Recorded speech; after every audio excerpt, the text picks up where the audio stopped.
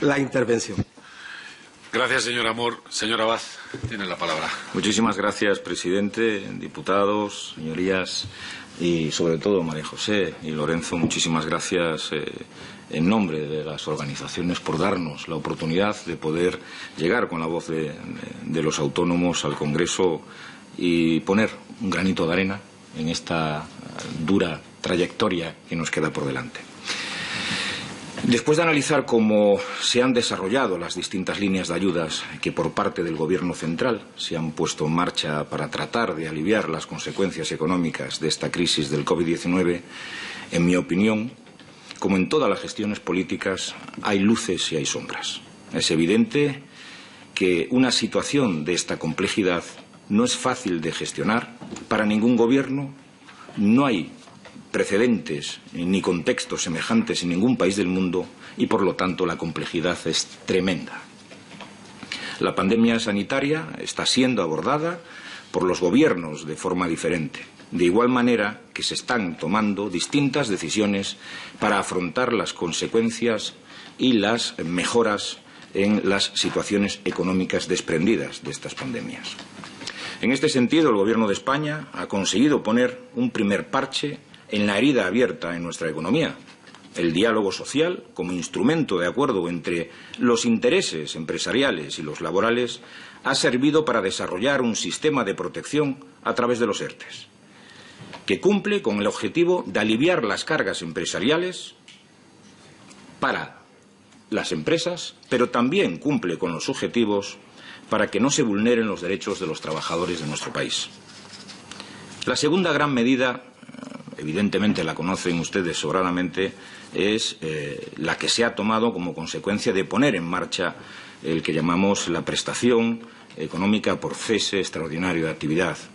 Decía antes Lorenzo, 1.400.000 y pico trabajadores autónomos han sido beneficiarios de esta, que es sin duda el mayor rescate al trabajo autónomo en democracia, el mayor rescate al trabajo autónomo que se ha llevado a cabo por un gobierno del Estado. El mayor rescate del trabajo autónomo que se ha llevado en el conjunto de Europa. Pero esta medida, que es tan eficaz y positiva para el mantenimiento del tejido productivo, no puede quedar empañada con la falta de seguridad jurídica.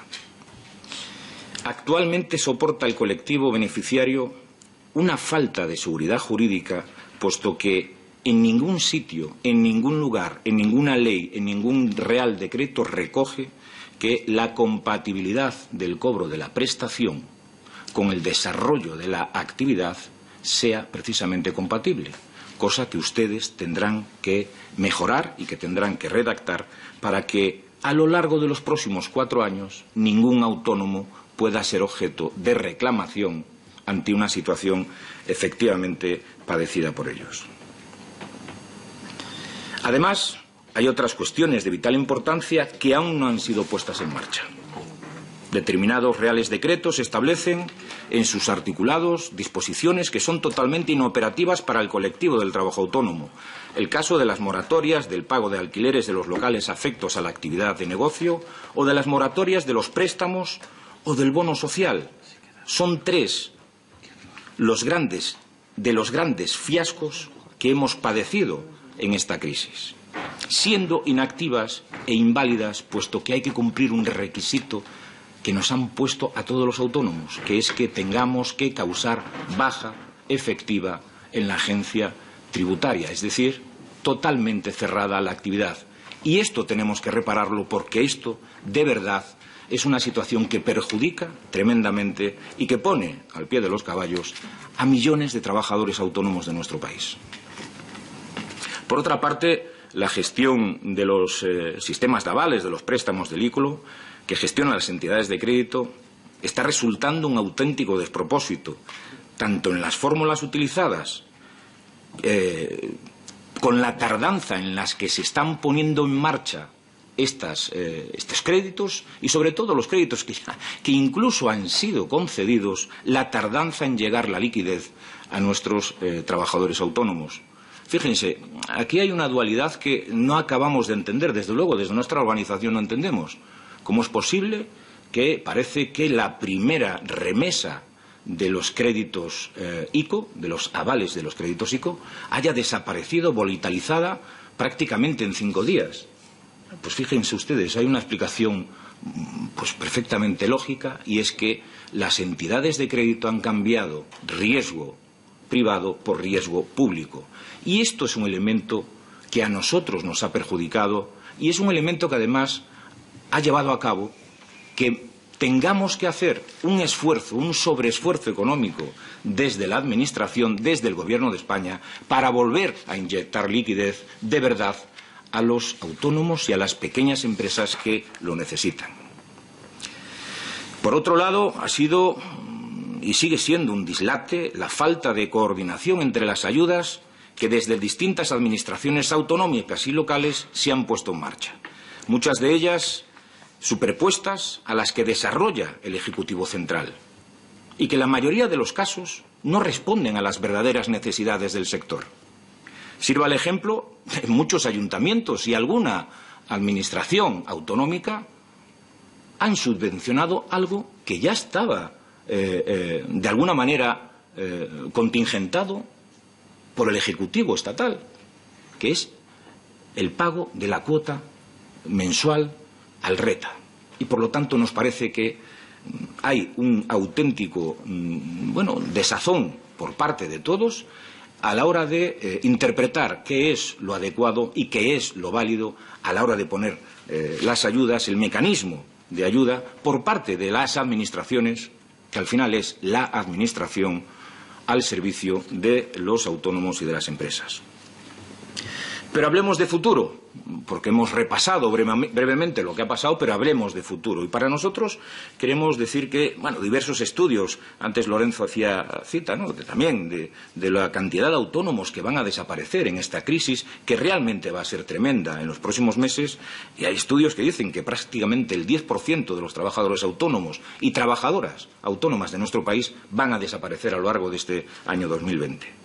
Tenemos que encontrar de forma urgente mecanismos de protección para las personas trabajadoras autónomas que peores condiciones y en las que peores condiciones están y que se están enfrentando a la crisis. Aquellos que han perdido gran parte de la facturación respecto al año anterior. Aquellos que están en unas condiciones que les va a ser prácticamente imposible superar la vida de su actividad económica a lo largo de este año 2020. Fotógrafos, músicos, agentes comerciales, profesionales liberales, peluquerías, etcétera, etcétera, etcétera, pequeñas empresas de eventos, en fin, una amalgama de actividades económicas que vamos a tener que asentar y crear de alguna manera un sistema proteccionista que nos permita continuar con las actividades en marcha. Y lo más duro está por llegar. Ahora es necesario tomar las decisiones adecuadas y preparar el sistema para que una pérdida de empleo sin precedentes, incluyendo el desempleo muy significativo y la pérdida de trabajadores autónomos, sea lo menos lesiva posible para la economía de nuestro país. La toma de decisiones concretas para que miles de familias estén bajo el amparo de una renta mínima vital es un claro ejemplo de ello. Un gran avance en el camino de la protección social y de la igualdad de derechos. Al menos las necesidades básicas deben estar cubiertas. Personas entre las que encontraremos a muchos trabajadores autónomos que en estos momentos ya están en serias dificultades y que les será de aplicación la renta mínima vital.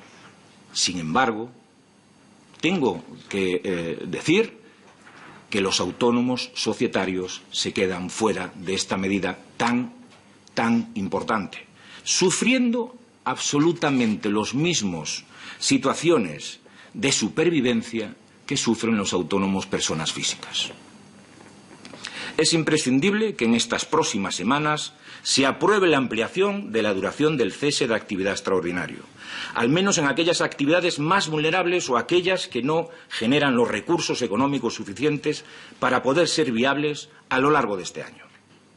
Estaremos de acuerdo que es algo que no admite discusión.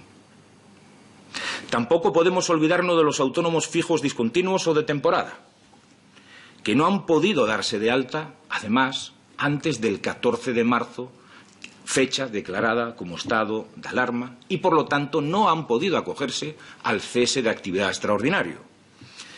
Colectivos que en nuestro país prácticamente están en 150.000, 200.000 personas. No sabemos muy bien en qué cifra ampararnos, pero lo que sí sabemos es que los feriantes, que los autónomos y autónomas de chiringuitos, autónomos y autónomas del sector de la pequeña hostelería estacional, personas que se dedican estrictamente a trabajar y a desarrollar su actividad económica desde el mes de abril hasta el mes de octubre, están fuera de ningún sistema de protección. Es más, no hay creado un sistema de protección similar al que ya disfrutan los trabajadores por cuenta ajena. Por lo tanto, necesitamos imperiosamente crear un subsidio especial que por lo menos dote de recursos económicos a estos y a estas autónomas, que son los que con más violencia van a sufrir la crisis que estamos padeciendo. La prioridad en esta crisis debe de ser la protección de todos y de cada uno de los autónomos. Este país no puede dar la espalda al principal tejido productivo, el motor de la economía de los pueblos y de las ciudades. Y ustedes, señorías, deberán actuar en consecuencia. Para poder reestructurar el trabajo autónomo español entre todos, tendremos que acordar y acometer una verdadera revolución industrial de nuestro colectivo. La transformación también tiene que ser enfocada desde la perspectiva de género, como no podía ser de otra forma, propiciando la igualdad de oportunidades entre autónomas y autónomos. Sin duda, esta es una de las materias pendientes y más importantes a resolver en este año 2020. Por otro lado, la digitalización ha irrumpido en todos los procesos y ha sido una de las grandes revelaciones del largo confinamiento. Esta realidad no puede permanecer ajena a nuestro colectivo. Los cambios en los mecanismos de producción a través de herramientas digitales, la comunicación, la visibilidad, la respuesta a las necesidades que nos plantea un mercado de consumo cada vez más exigente deben ser uno de los principales ejes por donde reestructuremos el trabajo autónomo. Necesitamos que los trabajadores y trabajadoras autónomos y autónomas de nuestro país valoren los beneficios de la digitalización incluso en las tareas más cotidianas. Incluso en las tareas más cotidianas. El desarrollo rural, como elemento diferenciador en materia de trabajo autónomo, es sin duda otro de los ejes fundamentales por el que se debe apostar. Dotar a los entornos menos urbanos de todas las condiciones técnicas y tecnológicas para que miles de profesionales puedan desarrollar su actividad es una ventana abierta al fomento del empleo autónomo de calidad. Los profesionales vinculados a sectores altamente cualificados, freelance, las actividades profesionales y sectores ligados a la formación, entre otras, son los mejores ejemplos de trabajo a distancia, que en condiciones de conectividad adecuadas podrían potenciar y desarrollarse en estos espacios territoriales. También sería importante lograr que entre estos objetivos, el fomento de iniciativas fiscales y mecanismos fiscales que incentiven de forma ventajosa actividades en los ámbitos menos urbanos, está claro que va a mejorar no solamente en la calidad del empleo autónomo, sino en la calidad de vida de las personas que lo desarrollan. Pero de cara al futuro, las actuaciones no deben de pasar por otro sitio que no sea un cambio en el modelo de formación para el empleo y el autoempleo. Sin formación no hay transformación. El conocimiento y aprovechamiento de las nuevas tecnologías para transformar los mecanismos de producción de las actividades de nuestros autónomos y autónomas es el primero de los pasos que tenemos que dar. La formación adaptada a las necesidades del sector sectorializadas es la espina dorsal de la transformación. Por ello es necesario redoblar los esfuerzos en formación cualificada en el trabajo autónomo. Solo así seremos productivos, asentaremos las actividades en cimientos más sólidos y podremos afrontar la necesaria transformación del trabajo autónomo con ciertas garantías de éxito en el futuro. En definitiva, solo si reaccionamos a tiempo y con políticas activas, eficaces y adaptadas a la realidad del colectivo, podremos mantener el empleo autónomo de miles de familias que esperan que las medidas que se adopten respondan a las necesidades del momento. Ahora más que nunca se deben garantizar y proteger los derechos de toda la sociedad, pero también los derechos de 3.250.000 trabajadores y trabajadoras de nuestro país. Y termino ya, presidente.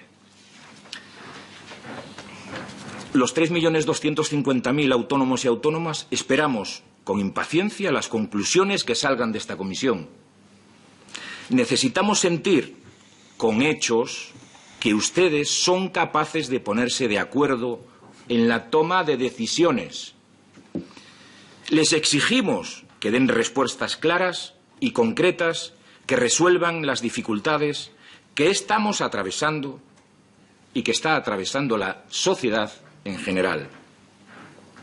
Las organizaciones representativas del trabajo autónomo que hoy comparecemos somos el mecanismo de diálogo que deben de utilizar para tratar de acertar en la toma de decisiones de futuro.